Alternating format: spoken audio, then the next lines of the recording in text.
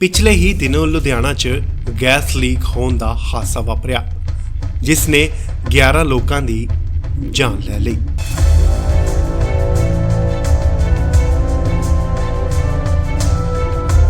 Gas leak होने की यह घटना लुधियाना शहर के ग्यासपुरा इलाके च वापरी सी। 30 अप्रैल की सवेरे अचानक एक दुੱਧ की दुकान नेड़े गैस फैलन कारण लोग बेहोश होने लग पए ਅਤੇ मारे जाण दीआं रिपोर्टां सामने आउण लगियां।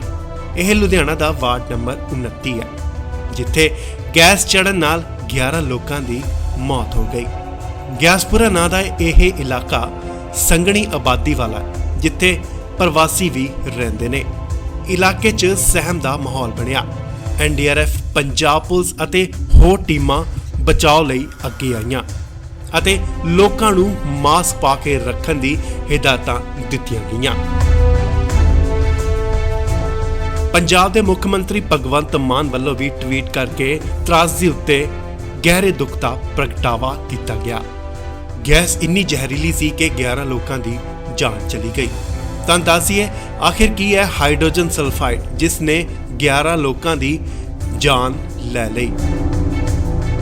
अधिकारियों मुताबिक यह हादसा सीवरेज विचों हाइड्रोजन सल्फाइड गैस बनन नाल होया जो मिथेन गैस नाल कुछ मिल के हाइड्रोजन सल्फाइड बनी है।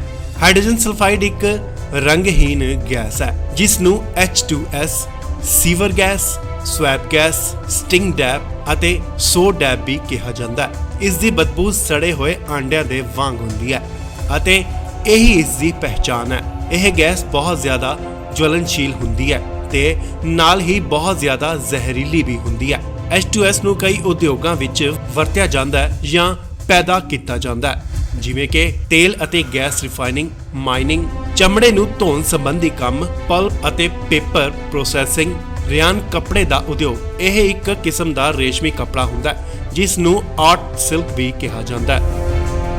ਜੇਕਰ ਕੋਈ ਵਿਅਕਤੀ ਵਿਸ਼ੇਸ਼ ਮਾਤਰਾ ਤੋਂ ਜ਼ਿਆਦਾ ਮਾਤਰਾ ਵਿੱਚ ਇਸ ਨੂੰ ਸਾਹ ਰਾਹੀਂ ਲੈ ਲੈਂਦਾ ਹੈ ਤਾਂ ਉਸ ਲਈ ਕਈ ਸਿਹਤ ਦਿੱਕਤਾਂ ਅਤੇ ਮੌਤ ਦੀ ਸੰਭਾਵਨਾ ਵੀ ਬਣ ਜਾਂਦੀ ਹੈ ਕਿਉਂਕਿ ਇਹ ਹਵਾ ਨਾਲੋਂ ਭਾਰੀ ਹੁੰਦੀ ਹੈ। ਇਸ ਲਈ ਹਾਈਡਰੋਜਨ ਸਲਫਾਈਡ ਨੀਵੀਆਂ ਅਤੇ ਬੰਦ ਥਾਵਾਂ, ਸੀਵਰੇਜ, ਖਾਦ ਦੇ ਟੋਇਆਂ, ਖੂਹ ਦੇ ਪਾਣੀ, ਤੇਲ ਅਤੇ ਗੈਸ ਦੇ ਖੂਹਾਂ ਅਤੇ ਜਵਾਲਾਮੁਖੀ ਵਿੱਚ ਵੀ ਪਾਈ ਜਾਂਦੀ ਹੈ।